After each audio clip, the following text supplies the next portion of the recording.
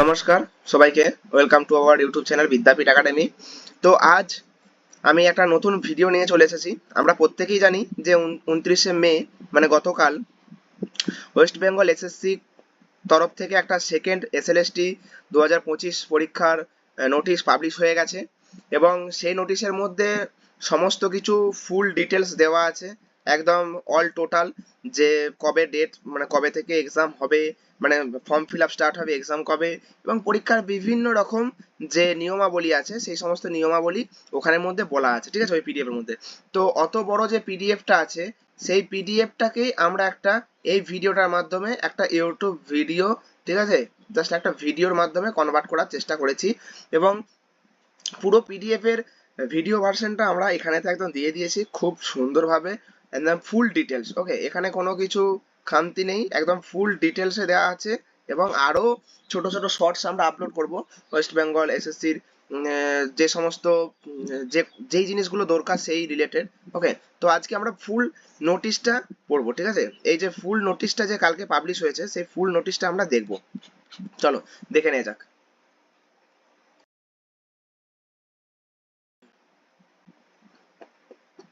ফার্স্টেই আমরা দেখবো কি যে ডেট গুলো কবে কি ঘোষণা করেছে। ওকে, ওয়েস্ট বেঙ্গল ডব্লিউবিএসএসসির সেকেন্ড এসএলএসটির ডেট অফ প্রসিডিওর মধ্যে আবেদন শুরু হচ্ছে আমাদের 16/6 থেকে, ঠিক আছে।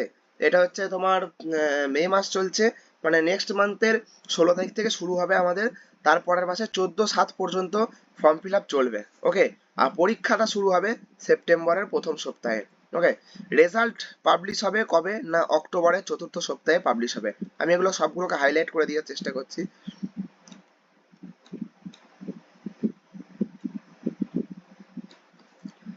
তো এখানে অক্টোবরের চতুর্থ সপ্তাহে রেজাল্ট পাবলিশ হবে এবং ইন্টারভিউ হবে নভেম্বর মাসের প্রথম সপ্তাহ থেকে তৃতীয় সপ্তাহের মধ্যে। ওকে, তৃতীয় সপ্তাহের মধ্যে হবে। প্যানেলটা কবে প্রকাশিত হবে না প্যানেল প্রকাশিত হবে 24/11/2025-এ এবং কাউন্সিলিং হবে 29/11/2025-এ, ঠিক আছে। খুব সুন্দর ব্যাপার। এরপর যেটা বলেছে, আবেদন করার জন্য জেনারেল এবং ওবিসিদের 500 টাকা লাগবে এবং এসসি এবং এসটিদের 200 টাকা লাগবে। ওকে, এটুকু হয়তো আশা করি সবাই বুঝতে পেরেছি আমরা। নেক্সট স্লাইডে যখন যাব, এখানে কি বলেছে না ডব্লিউবিএসএসসির সেকেন্ড এসএলএসটি 2025-এর প্রথম নিয়মাবলী, নতুন নিয়মাবলী কার্যকরীকরণ, ঠিক আছে। এই নতুন নিয়মাবলী গেজেটে প্রকাশের তারিখ হচ্ছে 29শে মে। আমরা প্রত্যেকে জানি 2025 থেকে তবে থেকেই কার্যকরী শুরু, মানে হয়ে গেছে কার্যকরী। নিয়োগের পদ ও বেতনক্রম, পদের নাম হচ্ছে অ্যাসিস্ট্যান্ট টিচার মানে সহকারী শিক্ষক। বেতনক্রম শুরু হচ্ছে আমাদের রাজ্য সরকারের বর্তমান নিয়ম অনুযায়ী যেমন আছে সেরকম। বয়স সীমার মধ্যে মানে মিনিমাম হতে হবে 21 বছর, ম্যাক্সিমাম 40 বছর। বয়স গণনা করা হবে 1 জানুয়ারি থেকে। ওকে, সরকারি নিয়ম অনুসারে এখানে তফসিলি জাতি মানে এসসি, তারপর তফসিলি উপজাতি এসটি, ওবিসি এবং যারা শারীরিকভাবে অক্ষম, ওকে, প্রার্থীদের জন্য বয়সের ঊর্ধ্বসীমায় একটা ছাড় থাকবে, যেমনটা ছাড় প্রত্যেকটা এক্সামে দেওয়া হয় আর কি। সেকেন্ড, এখানে যেটা বলেছে 4 নম্বরে শিক্ষাগত ও পেশাগত যোগ্যতা। শিক্ষাগত ও পেশাগত যোগ্যতার মধ্যে কি আবেদন জমা দেওয়ার শেষ তারিখ এনসিটি মানে national council for teacher education দ্বারা নির্ধারিত ন্যূনতম শিক্ষাগত পেশাগত যোগ্যতা অর্জন করতে হবে, মানে যেইগুলো বলা হয়েছে সেগুলো করতে হবে। কি কি করতে হবে না এরপর দেখা যাক। নবম ও দশম এবং একাদশ ও দ্বাদশ শ্রেণীর জন্য স্নাতক ও স্নাতক স্তরে 50% নাম্বার থাকতে হবে এবং বিএড অথবা 4 বছরের বিএড ও বিএসসি এর ডিগ্রি আবশ্যক দরকার। ওকে, যে কোনো দুটোর মধ্যে একটা। তারপর বলছে আপার প্রাইমারি স্তরের জন্য এনসিটি নির্দেশিকা অনুসারে শিক্ষক যোগ্যতা পরীক্ষা মানে টেটটা উত্তীর্ণ হতে হবে। ওকে, টেট পরীক্ষা উত্তীর্ণ হতে হবে। নেক্সট স্লাইডে কি বলেছে দেখবো। আবেদন প্রক্রিয়া, আবেদন শুধুমাত্র অনলাইনে জমা দিতে হবে। আবেদন ফিস কমিশন কর্তৃক নির্ধারিত হবে, যেটা আমি বললাম এর আগেতেই প্রথম স্লাইডে। আবেদনের ফরম্যাট এবং তথ্য কমিশন তাদের অফিসিয়াল ওয়েবসাইটে প্রকাশ করবে সমস্ত কিছু। এখানে আর কোনো গাফিলতি করবে না বলছে বা কোনো ভুল করবে না, যেমনটার আগে হয়েছিল অনেক কিছু, তোমরা প্রত্যেকেই জানো, সেই নিয়ে কোনো কিছু বলতে চাই না। তো নির্বাচন পদ্ধতি এসএলএসটি স্টেট লেভেল সিলেকশন টেস্টে নির্বাচন মেধার ভিত্তিতে হবে। 1 নম্বর বলে দিয়েছে মেধার ভিত্তিতে হবে। এতে লিখিত পরীক্ষা থাকবে, শিক্ষাগত যোগ্যতা থাকবে, শিক্ষকতার অভিজ্ঞতা থাকবে, মৌখিক পরীক্ষা ইন্টারভিউ মানে মৌখিক ইন্টারভিউ থাকবে, আর লেকচার ডেমনস্ট্রেশন থাকবে। ওকে, কিন্তু আমার একটাই প্রশ্ন শুধুমাত্র কমিশনকে, যে এখানে যারা ফ্রেশার্স আছে, যদি এটা সবার জন্য পাবলিশ করা হয়েছে, যদি মানে কমিশন বলতে চাইছে যেটা, তাহলে ফ্রেশার্সদের ক্ষেত্রে এই যে শিক্ষাগতার অভিজ্ঞতা যেটা বলা হয়েছে, এই শিক্ষাগতার অভিজ্ঞতা ফ্রেশার্সরা কোথায় পাবে? হ্যাঁ কি না, আমাকে তোমরা কমেন্ট করো প্রত্যেকে, যে এটা কি উচিত হয়েছে প্রত্যেকের জন্য শিক্ষাগত যোগ্যতাটা ফ্রেশার্সরা কোথায় পাবেন? এই যে নির্বাচন পদ্ধতি হয়ে গেছে, কোথাও না কোথাও তো ফ্রেশার্সরা এখানে ঠিক একটু মার খাবেই, ঠিক আছে? এটুকু তো ড্যাম শিওর যে কোথাও না কোথাও ফ্রেশার্সরা এটার জন্য ভুগবে। ওকে, তো চলো তারপরে দেখে নিয়ে যাক। কমিশনের উপরে আর হয়তো কোনো কথা বলা যাবে না, যা বলেছে সেটা মেনে নিতে হবে, কিছু করার নেই। তারপর যেটা আছে নবম, এবার যেটা বললাম যে নবম দশম একাদশ দ্বাদশ, নবম দশম ও একাদশ দ্বাদশের জন্য ফুল ডিটেলসটা বলে দিচ্ছি। লিখিত পরীক্ষা হবে, ওএমআর সিটে হবে। ওকে, পরীক্ষা হবে 60 নম্বরের। এখানে শিক্ষাগত স্কোর থাকবে তোমার 10 নম্বর থাকবে। সেই 10 নম্বরের মধ্যে কি কি থাকবে আমি ভাগ করে দিচ্ছি। সেই 10 নম্বরে থাকবে স্নাতক ও স্নাতকোত্তর স্তরে 60% বা তার বেশি থাকলে 10 নাম্বার পাবে, 10-এ 10 একদম, ঠিক আছে? 50 থেকে 60%-এর কম নাম্বার থাকলে 8 নাম্বার পাবে। 50%-এর কম নাম্বার থাকলে 6 নাম্বার পাবে। পূর্ববর্তী শিক্ষকতার অভিজ্ঞতার মধ্যে পূর্ববর্তী শিক্ষকতার অভিজ্ঞতা যেটা বলা হয়েছে সেটাতেও 10 নাম্বার দেওয়া হয়েছে। ওকে, এখানে সরকারি বা বেসরকারি পোষিত বিদ্যালয়ে প্রতি বছরের জন্য 2 নাম্বার করে থাকবে। মানে যেটা বললাম এক্সপিরিয়েন্সটা 10 নাম্বার, এখানে এক্সপিরিয়েন্স। তাহলে একটা জিনিস ভাবো, যারা ফ্রেশার্স সরি যারা ফ্রেশার্স ক্যান্ডিডেট আছে, ওকে, যারা ফ্রেশার্স ক্যান্ডিডেট আছে তারা তো এই এক্সপিরিয়েন্সটা পাবে কোথা থেকে? তোমরা ফার্স্ট অফ অল বলো যে আমাকে, যে এই এক্সপিরিয়েন্সটা পাবে কোথা থেকে? তার মানে তাদের খাতা থেকে 10 নাম্বার গেল। 10 নাম্বার যাওয়া মানে একটা অনেক রকম মানে অনেক বড় একটা গাফিলতি, ঠিক আছে? তাহলে যারা ফ্রেশার্স আছে তাদের ক্ষেত্রে 10 নম্বর একদম টোটালি চলে গেল। তো 10 নম্বর যখন চলে গেল তারা ওখানেই মার খেয়ে গেল, ঠিক আছে? জানি না কমিশন কি ভেবে দিয়েছে। মৌখিক ইন্টারভিউ হবে তোমার, দাঁড়াও ওয়েট, মৌখিক ইন্টারভিউ যেটা দিয়েছে সেটার জন্য 10 নাম্বার দিয়েছে। লেকচার ডেমনস্ট্রেশনের জন্য 10 নাম্বার দিয়েছে। আর ইন্টারভিউ বোর্ডে উপস্থিত থাকা বাধ্যতামূলক। ওকে, সেটা সবাই জানে, ইন্টারভিউ বোর্ডে উপস্থিত থাকতেই হবে। ওকে, তারপর যেটা বলেছে আপার প্রাইমারি ক্ষেত্রে, আপার প্রাইমারি ক্ষেত্রে কি বলেছে না, আপার প্রাইমারি ক্ষেত্রে যেটা বলা হয়েছে যে আপার প্রাইমারিতে একাডেমিক স্কোর স্নাতক স্তরে, স্নাতকের নাম্বারের ভিত্তিতে 10 নাম্বার থাকবে। ওকে, একাডেমিক স্কোর যেটা স্নাতক স্তরের ভিত্তিতে, বা সরি স্নাতক স্তরে, হ্যাঁ স্নাতকের নাম্বার ভিত্তিতে। এর মধ্যে কি কি ভাগ করে দিয়েছে? 60% বা তার বেশি থাকলে 10-এ 10 পাবে। আচ্ছা, 50 থেকে 60%-এর কম নাম্বার থাকলে 8 পাবে। 50%-এর কম নাম্বার থাকলে 6 পাবে। ওকে, আর টেট থেকে যে ওয়েটেজটা আছে সেটা 40 নাম্বার। লিখিত পরীক্ষা ওএমআর ভিত্তিতে হবে 25 নাম্বার। মৌখিক পরীক্ষার জন্য বা মৌখিক ইন্টারভিউ 15 নাম্বার থাকবে। লেকচার ডেমনস্ট্রেশনের জন্য 5 নাম্বার থাকবে। যেমনটা বলেছে ইন্টারভিউ বোর্ডে উপস্থিত থাকা বাধ্যতামূলক।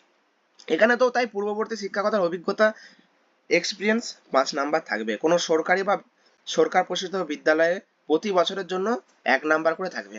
এখানেও কিন্তু একটা জিনিস দেখছি আমরা, যে ফ্রেশার্সদের জন্য এখানে 5 নাম্বার গেল। 5 নাম্বার এখানে গেল ফ্রেশার্সদের জন্য, ফ্রেশার্স এখানে 5 নাম্বার পাচ্ছে না।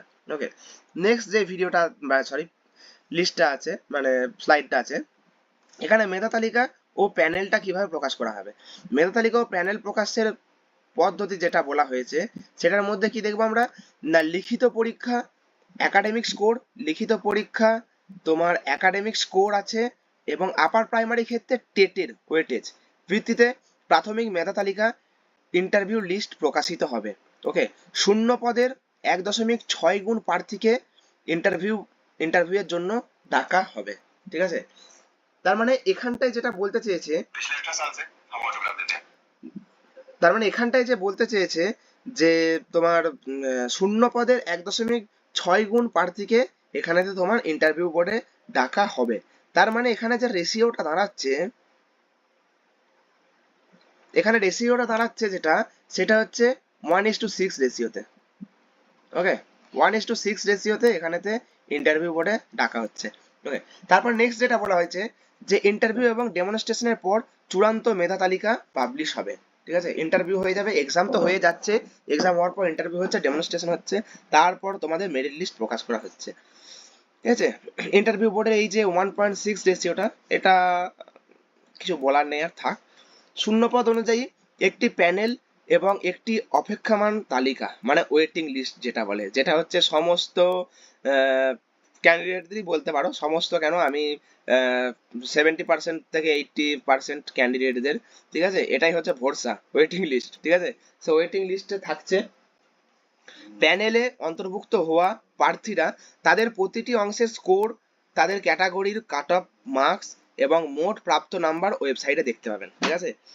এবছর থেকে বলেই দেওয়া হয়েছে সমস্ত কিছু একদম ওয়েবসাইটে আপলোড থাকবে, ঠিক আছে, এখানে কোনো কারচুপি হচ্ছে না, সমস্ত কিছু ওয়েবসাইটে আপলোড থাকবে। ওকে, বলছে যদি একাধিক প্রার্থীরা মোট নাম্বার একই হয় তাহলে কিভাবে হবে, তবে লিখিত পরীক্ষার নাম্বার, এরপর একাডেমিক এর স্কোর এবং সবশেষে জন্ম তারিখের ভিত্তিতে মেধা নির্বাচন করা হবে। ওকে, অপেক্ষমাণ তালিকায় অন্তর্ভুক্ত হলেই নিয়োগের অধিকার নিশ্চিত হয় না। এই যে এখানটা আমরা সবাই ভাবি যে হ্যাঁ ওয়েটিং লিস্টে আছে, ওয়েটিং লিস্টে আছে, তাহলে হয়তো পেয়ে যাবোই। ওয়েটিং লিস্টে থাকা মানেই যে তুমি চাকরি পেয়ে যাচ্ছ বা নিয়োগ হচ্ছে সেটার কোনো মানে নেই, এখানে একদম গোটা গোটা অক্ষরে বলে দেওয়া হয়েছে। তারপর যেটা বলা হচ্ছে যে প্যানেল ও অপেক্ষমান তালিকার বৈধতা, মানে কিরকম বৈধতা বলছে, যদিও আমি দেখো এই এসএসসি এসএলএসটি পরীক্ষা নিয়ে আমি বেশি কিছু বলবো না, তবে একটা কথাই বলবো যে এই এক্সামটা যদি হয় তো ঠাকুরের ইচ্ছাই, ভগবান যদি চায়, অবশ্যই ভগবান যদি চায়, তো ভগবান যদি চায় এবং উচ্চ যে সমস্ত নেতৃত্ব আছে তারা যদি চায় এক্সামটা হবে, তো এই এক্সামটাই হচ্ছে কত বছর পর, ঠিক আছে। এখানে তালিকার বৈধতা রেখে লাভ নেই, আজ জানি না কত বছর পর আবার এক্সাম হবে, ঠিক আছে, এই নিয়ে কোনো বিতর্কে যেতে চাইছিও না আমি, ঠিক আছে। তো বলছে প্যানেল এবং অপেক্ষমান তালিকার প্রথম কাউন্সিলিং এর তারিখ থেকে 1 বছরের জন্য বৈধ থাকবে। ওকে, অপেক্ষমান তালিকা ওয়েটিং লিস্ট, জানি না আদৌ এটা প্রসেসটা হবে কিনা, তবু আমি ডিমোটিভেট করবো না। দেখো, ডিমোটিভেট করা আমাদের এখানে মানে আমাদের চ্যানেলের মেন মোটিভ না, আমাদের হার্স রিয়েলিটি যেটা, ঠিক আছে, যেটা বাস্তবে চলছে সেটাই নিয়ে, ঠিক আছে। বাস্তবে যেটা চলছে, বাস্তবে কঠিন হলেও সত্যিটাকে মেনে নিতে হবে, ঠিক আছে। কল্পনার মিথ্যাকে মেনে নেওয়ার থেকে, মানে কল্পনার মিথ্যায় ভেসে থাকার থেকে বাস্তবের কঠিনটাকে মেনে নেওয়া আমার মনে হয় অনেকটা ভালো, ঠিক আছে, যেটা পরে হয়তো কষ্টটা কম দেবে, ঠিক আছে। তুমি হয়তো কল্পনার জগতে যেটা মিথ্যা সেটাই ভেসে থাকতে চাইছো, কিন্তু বাস্তবে যেটা সত্য সেটাকে মেনে নিতে চাইছো না, কিন্তু কল্পনার মিথ্যাটা পরে পরে কেন সারা জীবন তোমাকে কষ্ট দেবে, ঠিক আছে, কিন্তু বাস্তবের যে কঠিন সত্যটা সেটা মেনে নিলে হয়তো প্রথম প্রথম কষ্ট হবে, বাট পরেতে ব্যাপারটা স্মুথ হয়ে যায়, পুরো ওয়েটা স্মুথ হবে। আচ্ছা, সেকেন্ডটা বলি যে বিশেষ পরিস্থিতিতে রাজ্য সরকারের অনুমোদন ক্রমে এই বৈধতা অতিরিক্ত 6 মাস পর্যন্ত বাড়ানো যেতে পারে। বিশেষ পরিস্থিতিতে মানে বিশেষ পরিস্থিতিতে মানে এবার ব্যাপারটা বুঝে নাও, সরকার তো আগে থেকেই জানে যে কি হতে চলেছে, এই এখন প্যানেল ঘোষণা মানে এখন নোটিশ দিয়েছে, তারাও পরীক্ষা হোক, প্যানেল পাবলিশ হোক, তারপর তো আমাদের তো মাননীয় হাইকোর্ট, ওকে, সুপ্রিম কোর্ট এনারা তো আছেন, এই সব একদম इसमें পানি ঢালনে के लिए, ঠিক আছে।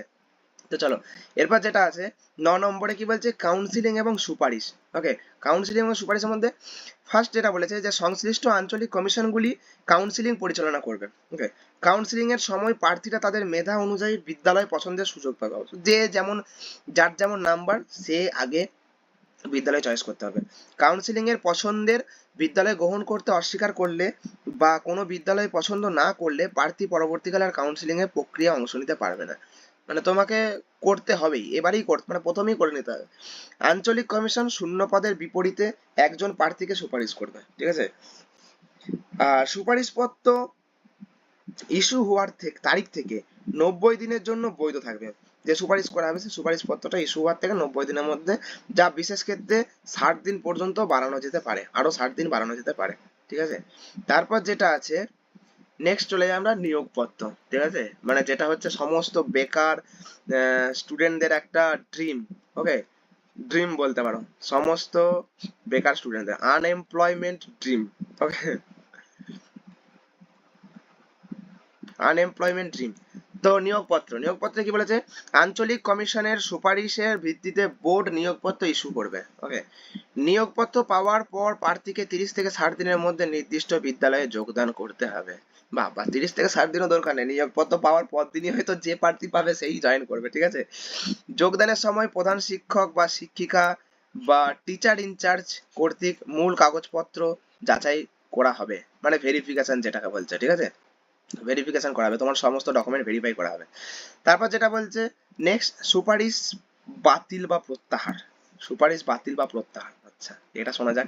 যদি কোনো প্রার্থী মিথ্যা তথ্য প্রদান করেন বা জাল নথি জমা দেন, অথবা যদি কমিশন কর্তৃক কোনো ভুল হয়, তাহলে সুপারিশ বাতিল হয়ে যাবে এবং নিয়োগটাও বাতিল হবে বলে গণ্য হবে। ঠিক আছে, এটা হচ্ছে একটা খুব ভালো, মানে ভালো না, ভালোই বলতে পারো যদি কেউ ডুপ্লিসিটি করতে চায়, ঠিক আছে, যাতে ডুপ্লিসিটি না হয় তার জন্য। আর একটা যেটা বলছে, পুরুষ প্রার্থীদের কোনো বালিকা বিদ্যালয়ে নিয়োগের জন্য সুপারিশ করা যাবে না। এটা তো ভাই সবাই জানে যে পুরুষদেরকে কেন বালিকা বিদ্যালয়ে পাঠানো হবে, হবে না। তারপর যেটা আছে লাস্ট, এটা হচ্ছে সব থেকে বড় জিনিস, ঠিক আছে, এটা হচ্ছে আমি বলবো এটা হচ্ছে সব থেকে বড়, ঠিক আছে, আর এটা হচ্ছে সব থেকে মেন, ফিউচারের জন্য সব থেকে বড় পয়েন্ট। যেই ভুলটা কমিশন আগেও করেছে, জানি না এখন কথা দিচ্ছে যে হ্যাঁ ওএমআর সিট সংরক্ষণ করব, তারপর জানি না। বলছেন লিখিত পরীক্ষা ওএমআর সিট প্যানেলের মেয়াদ শেষ হওয়ার 2 বছর পর নষ্ট করা হবে, ঠিক আছে, 2 বছর। তাহলে হাইকোর্টকে বলবো বা যারা কেস করতে চাও, আমি এখানে কোনো রকম কিছু বলছি না, ঠিক আছে, আমি বাদ দাও, এসব কিছু বললেই একটা ভায়োলেশন ক্রিয়েট হয়ে যাবে, জানো। তাহলে বলছে লিখিত পরীক্ষার ওএমআর সিট প্যানেলের মেয়াদ শেষ হওয়ার 2 বছর পর নষ্ট করা হবে, ঠিক আছে, 1 নম্বর। 2 নম্বর হচ্ছে ওএমআর সিটের স্ক্যান করা ছবি প্যানেলের মেয়াদ শেষ হওয়ার 10 বছর পর্যন্ত সংরক্ষিত থাকবে। ওএমআর সিটের স্ক্যান করা ছবিটা কিন্তু, ঠিক আছে, ওএমআর সিটের প্যানেলের মেয়াদটা 2 বছর পর নষ্ট করা হবে, কিন্তু 10 বছর পর্যন্ত সংরক্ষণ করা হবে ওএমআর সিটের স্ক্যান কপিগুলো, ঠিক আছে, যাতে পরে কেস করলে, কোনো কিছু কেস হলে শো করতে সুবিধা হয়, ঠিক আছে। আবেদনকারীদের প্রতি অনুরোধ করা হচ্ছে যে বিস্তারিত তথ্যের জন্য কমিশনের অফিসিয়াল ওয়েবসাইটে এবং সম্পূর্ণ গ্যাজেটটি অনুসরণ করুন, ঠিক আছে। অফিসিয়াল ওয়েবসাইটের আমরা ওয়েবসাইটটাকে আমরা ডেসক্রিপশন বক্সে দিয়ে দেবো, সেখানে তোমরা সমস্ত কিছু দেখতে পাবে। তো এই ছিল ভিডিও, আর বিশেষ কিছু বলার নেই। সবাইকে জানাই কনগ্রাচুলেশন, ঠিক আছে, কনগ্রাচুলেশন জানাচ্ছি। তার কারণ হচ্ছে বহু বছর পর একটা এত সুন্দর নোটিশ পাবলিশ হয়েছে, ঠিক আছে, বহু বছর পর নোটিশ পাবলিশ হয়েছে, খুব সুন্দর একটা ব্যাপার। তো সবাই চলো এবারে ফিল্ডে নেমে পড়ো, ঠিক আছে, প্রিপারেশন স্টার্ট করো ফর এক্সাম, এক্সামের জন্য পড়াশোনা স্টার্ট করে দাও, ঠিক আছে। তো সবাইকে ধন্যবাদ ভিডিওটা শেষ পর্যন্ত থাকার জন্য। এবং এই যে টোটাল এই পিডিএফ ভার্সনটা আমরা আমাদের কমেন্ট বক্সে পিন করে দেব, যে কোথায় পিডিএফ, মানে এই যে টোটাল পুরো পিডিএফটা পাবে, যাতে তোমরা পরে আরো ডিটেলসে পড়ে নিতে পারো পরেতে কোনো কিছু, ঠিক আছে। এই ছিল আমার ভিডিও। তো সবাই ভালো থেকো, সবাই সুস্থ থেকো, সবার মঙ্গল কামনা করি, এবং প্রত্যেকের স্বপ্ন পূরণ হোক, প্রত্যেকের ইচ্ছা পূরণ হোক, এই নিয়ে এই মনস্কামনায় আমাদের বিদ্যাপীঠ একাডেমি সমস্ত স্টুডেন্টদের পিছনে এবং সমস্ত যত রকম ভাই বোন দাদা দিদি আছো প্রত্যেকের পিছনে আমরা আছি, ঠিক আছে। ধন্যবাদ। আর চ্যানেলটা পারলে অবশ্যই, আমি বলি না যদিও সাবস্ক্রাইব করার জন্য, ঠিক আছে, দরকার নেই আমাদের সাবস্ক্রাইব করার কোনো দরকার নেই, তোমার প্রয়োজন মনে করলে তবে তুমি সাবস্ক্রাইব করবে, তার আগে সাবস্ক্রাইব করার যে করতে হবে তার কোনো বাধ্যবাধকতা নেই। সাবস্ক্রাইব করলে কি হয়, আমাদের যে ভিডিওগুলো আপলোড করছে সেগুলো তোমরা পাবে দেখতে, ঠিক আছে। অবশ্যই লাইক করে রেখো ভিডিওটাকে, আর হ্যাঁ শেয়ার তো অবশ্যই করো, এটা আমি বলবো সাবস্ক্রাইব করো না করো চাই, ঠিক আছে, ভিডিওটা কিন্তু অবশ্যই শেয়ার করো, ঠিক আছে। তার কারণ সমস্ত বন্ধুদেরকে জানাতে হবে না, সমস্ত তোমার যে সমস্ত আপনজন আছে, বন্ধু বান্ধবী আছে, সবাইকে শেয়ার করে দাও। আর যা কিছু প্রবলেম হবে, কমেন্ট বক্স তো আছে, কমেন্ট বক্সে কমেন্ট করো, কমেন্ট ছুড়ো, আমরা আছি সেই কমেন্টকে নিয়ে সলভ করে তোমাদেরকে দেওয়ার জন্য, ঠিক আছে। তো চলো, ভিডিওটা অনেক বড় হয়ে গেল, ঠিক আছে, ভালো একটা তথ্য ছিল, ভালো একটা নিউজ ছিল, গুড নিউজ, ঠিক আছে। প্রত্যেকের মা সরস্বতীর কাছে জানাই যাতে প্রত্যেকের ইচ্ছা পূরণ হোক, স্বপ্ন পূরণ হোক। চলো।